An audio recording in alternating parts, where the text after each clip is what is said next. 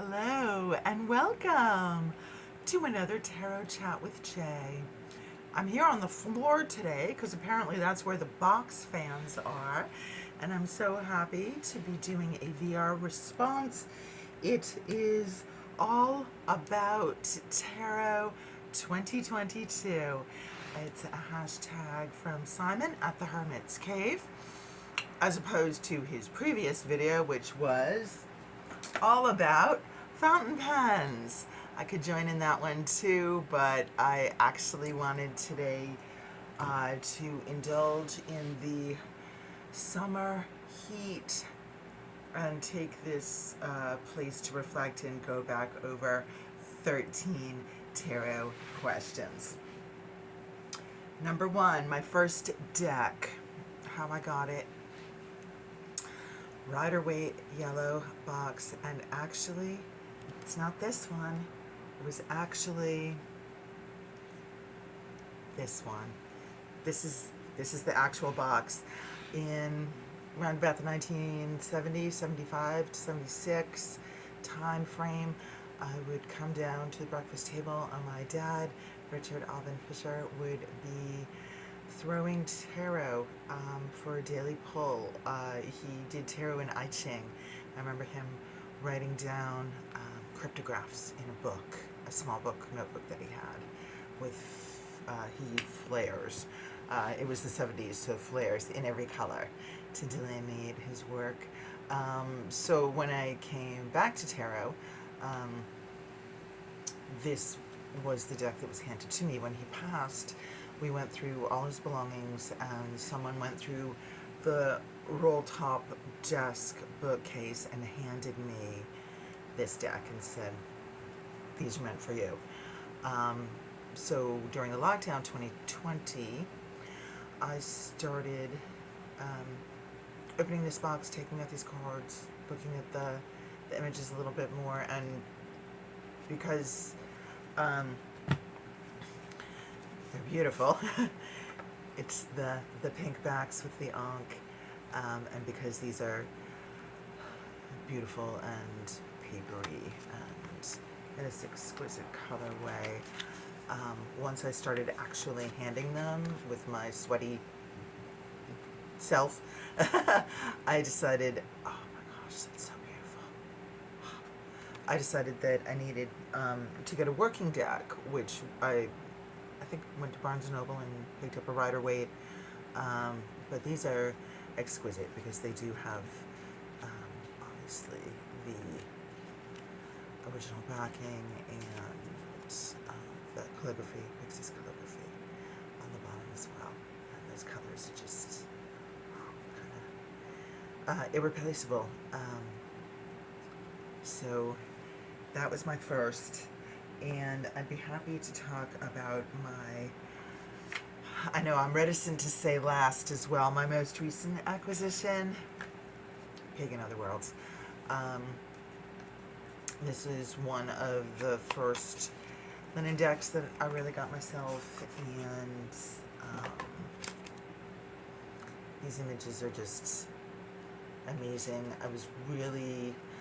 What's the difference between the first and the last? The first was handed to me. The first was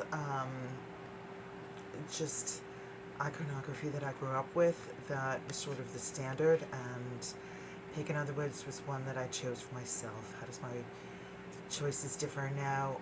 I'm able to connect the things that I'm particularly interested in with the decks that I choose. So, for example, I really like architecture, so I got Divine Doors. I live in New England, and we have a lot of beautiful door. Ooh, that's just so light infused, you can't even see it. Woo! Talk about an invisible space right there. Wow. Nice. But we have these gorgeous, doorways, and transoms, and pilasters, and sort of doorknobs and staircases, and there's a beautiful example right there. There's iron wrought welcoming mats and tiny pineapples tucked away and carved on the wood, wheat for remembrance or laurels for those who have fallen and aren't going to walk back through our doors again. So I can choose a deck like Divine Doors as an oracle to pair and boost my interest in something like architecture. Also, I can take an interest that I might have, say, in the Book of Golden Hours and get a cat black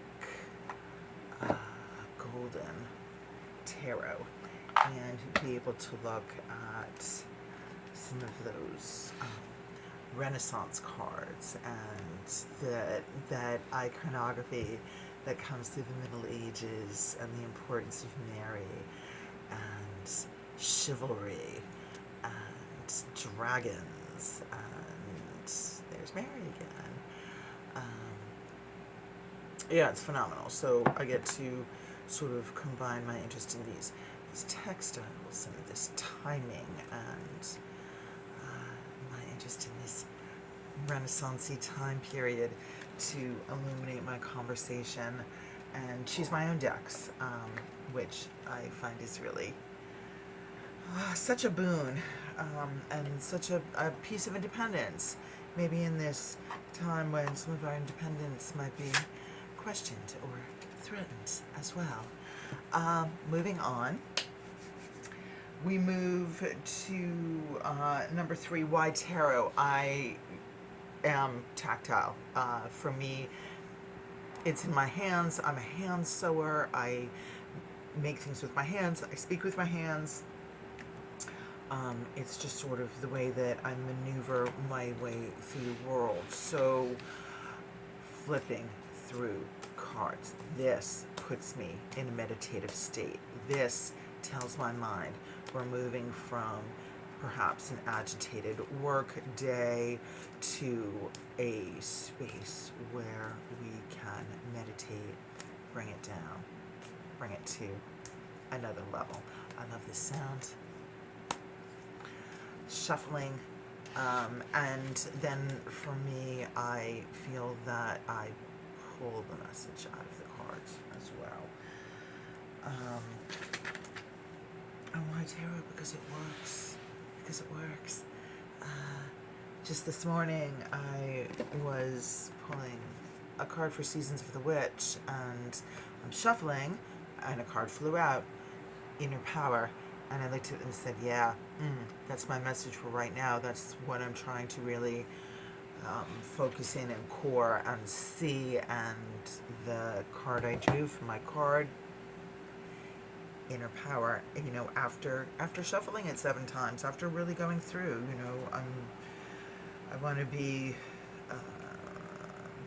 you know, true to the shuffle and the riffle and the bridge. There we go. I don't always riffle back down. Sometimes I just push the edges into each other, and that talks to a real liminality that I find in the cards as well. All right, so we are moving on to number 4, pet peeves. Tuck box.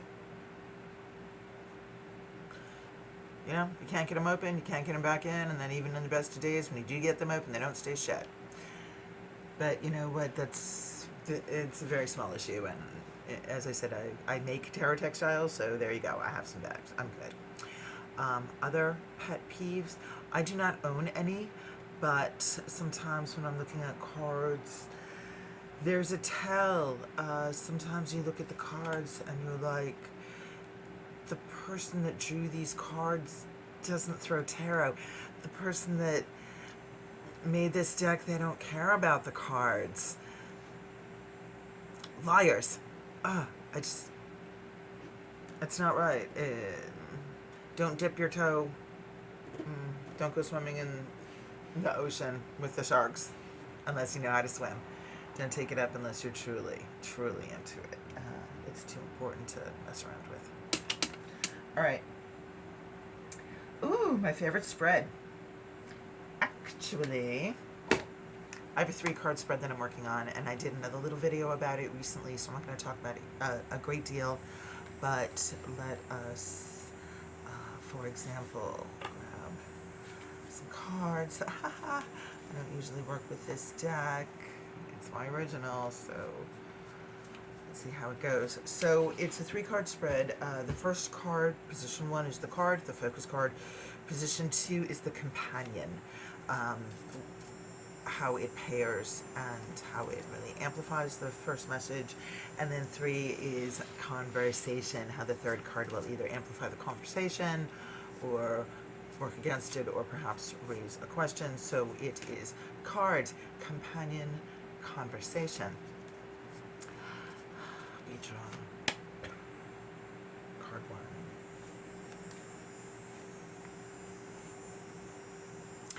Knight of Wands. This is our key card today. Clearly, my friends, I'm bringing you a message with passion, with creativity, with fire in my voice and love in my heart.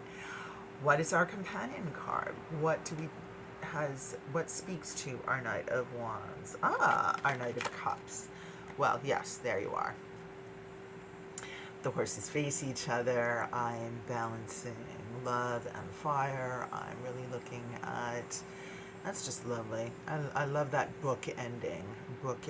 So what is the conversation? One of my friends right here going, okay, here we go. Are you ready for the message? Okay, here you go. Are you ready for the message? The conversation card. Card number 3. The Hanged one.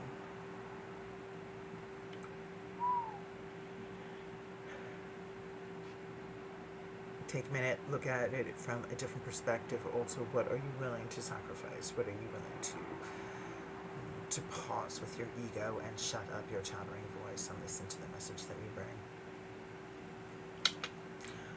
So that was for me, my friends, no one else. But there you go. I don't know. That's a spread I'm working on right now. Thank you. It's a new one. I'm just cracking it out. So let me know if it works for you or if you want to give that a shot too. We move on to... Oh, my system. Rider Waite, thank you. Rituals that I do, yes. I like to have space. I like to have a crystal. I like to shuffle. And then before I begin, I don't know, it's almost like summoning the message. It's a tap and a pull, and then I usually cut them, and then I usually deal them. So that's sort of, I don't know, it's sort of what I've always done, and I was very surprised to see that other people don't smack their cards too. When I started in this, when I asked about that, they sort of looked at me sideways, and they're like, no, do you usually hit your cards? Maybe that's why they're giving you crappy readings. I was like, okay, yeah, perhaps. Number 8, why do you use tarot? Number 1, for myself, absolutely, self-knowledge, which know thyself, rule number 1. I really like a daily spread. I really like a 3-card draw. I really like advice. Another way I very much like to use the cards is, like I said, flipping cards puts me in a very meditative state, and especially looking for pairings. If I'm flipping 2 decks at a time, a deck and an oracle, to try to draw images that I might see. Another way that I use cards is on altars. I recently included a red flower and Bridget, fire. Right in the middle we have initiation, dedication, dragon queen. I wanted to really bring this with candle and orange fluorite for as an altar to manifest the heat, manifest the work, really get the stuff going, and to say thank you for all my fiery forgings that so far. So yes, as a part of an altar, I would absolutely use cards. However, you have to be super careful not to drip wax on them. That actually is where card finish does have some relevance in our world as well, having to do with how you clean your cards and the risks you're willing to take. Our Hanged One talks about sacrifice. How much are you willing to risk your cards? How much are you willing to put in the work? Are you willing to get out of bed at 1 in the morning and forge the ritual, pull the cards, set the table, and call the goddess? So it has a little bit of accountability for me as well. We move on to number 9, my key card. Nine of Cups. She's Lux and Prolux. She stands in her garden, in her power. I think she's fantastic. I love her in Rider Waite. I love her in This Might Hurt. I just see myself in this card, see where I have been, see where I want to be. So this is a key card for me. This is a deal breaker card. There is only one. I have one deck, Shadowscapes, and Shadowscapes is such an amazing deck that I can forego the lady at the snail playing an organ, just with the drippy leaves all around her. It's okay. It's okay. The 7's really good. The 8's really good. So the ones that precede it and follow it are awesome, and the whole deck Shadowscapes is wonderful. So I can get over that. But all other decks, it's absolutely one of the tests that I will put a new deck through before it joins the collection. Number 10, most expensive acquisition. This Might Hurt. This was the first independent deck I got, and actually I paid, the 40, it brings it to $50 with tax and handling to get it in COVID on Amazon. Again, I got jacked because it was a false site, but it was Amazon, so I got my money back, and there were some very helpful. Oh, look, we have the Hanged One. How excellent that this card is turning up again. How lovely. Seeing things from a new perspective, sitting on the floor, talking tarot. Thank you for joining me here today, friends. I really appreciate that.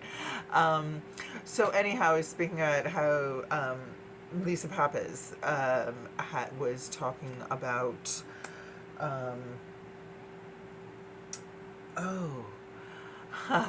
how to spot false decks, how to not get tricked on Kickstarter. And I used some of those lessons to go, oh, look, this is red flagging. No one else is getting those decks. There's no activity. It says it's in transit, but clearly it is not. And then everybody started being like, I want my money back. So I was like, I want my money back. I got my money back. And then I found Isabella directly. And I was like, hi, I want your deck. Can you please mail it to me, please? Here's my dollars. Most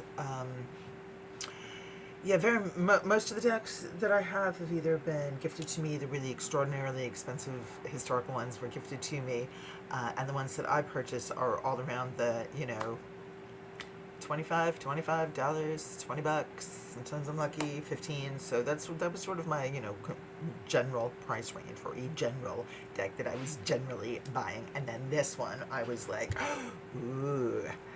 That's nice. Ooh, that's special. Ooh, that's expensive. Ooh, I want it. I'm gonna get it. And especially after I couldn't get it the first time, that made it extra meaningful when I finally got it in my hands. That was a really exciting unboxing moment.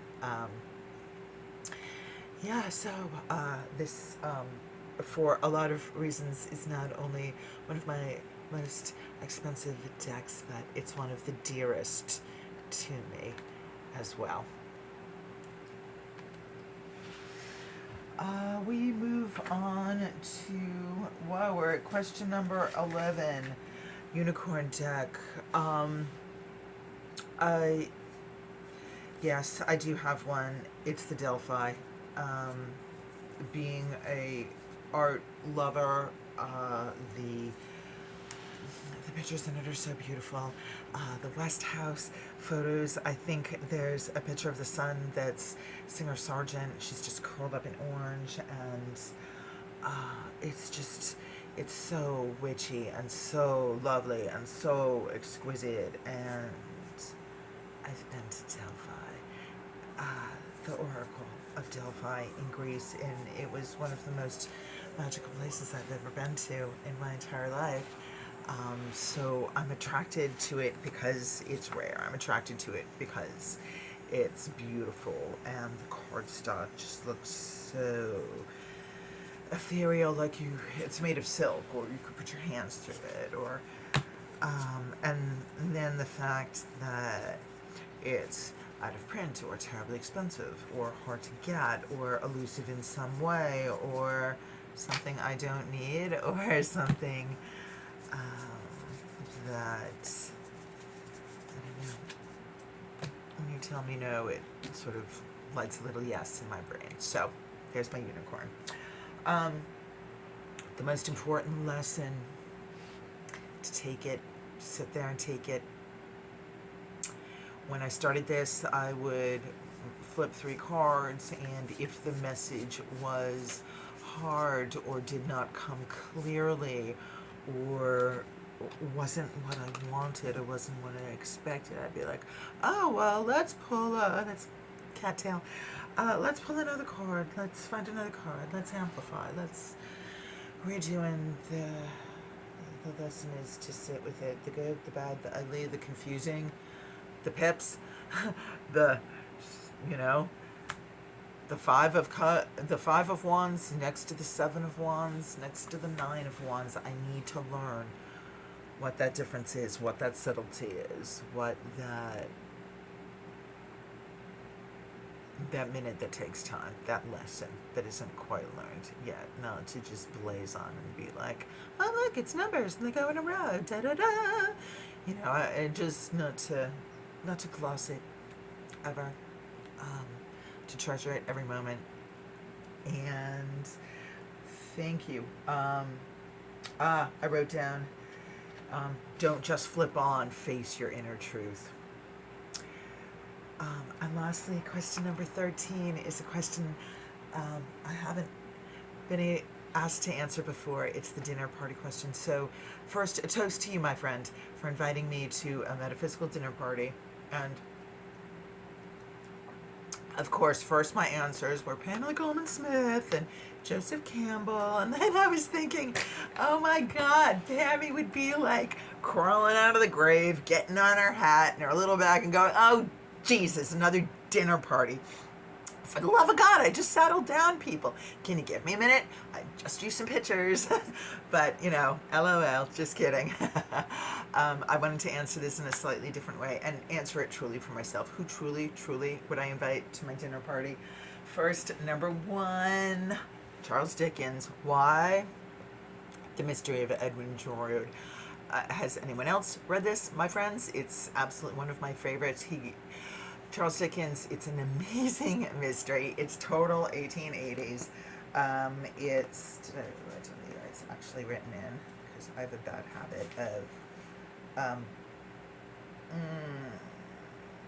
yeah, so I think it's, dun, dun, dun. So it's actually a little bit earlier, so it's, I think 1835. And he weaves this amazing love story, this amazing murder. It's creepy and drippy, and it's fabulous. It's wet and takes place so atmospherically. So here's one of the things I love about Dickens. The atmosphere is an actual character that carries as much as weight as the murderer in the story. And talking about architecture, this happens in a ruined abbey, in a basement filled with lime. And the key is a golden pin set with rubies. So it's got all these like beautiful, mystical, symbolical, beautiful images. He gets absolutely halfway through, sets everything up, hits the murder, and then dies, leaving scanty notes and one illustration and all these hints and all these rumors. And I want to talk about this book. I want to book club with Charles Dickens. There you go. Guest number 2, Miss Isabelle Stewart Gardner. Here we are. Miss Isabelle Stewart Gardner. I honeymooned in this museum. She was an amazing art collector in Boston, Massachusetts. Here's a photo of her. She married money, she had phenomenal taste, and she built a house. It's Italian style. Every room is stuffed. This is the courtyard. So on all 4 sides, she has all these rooms stuffed with beautiful painting.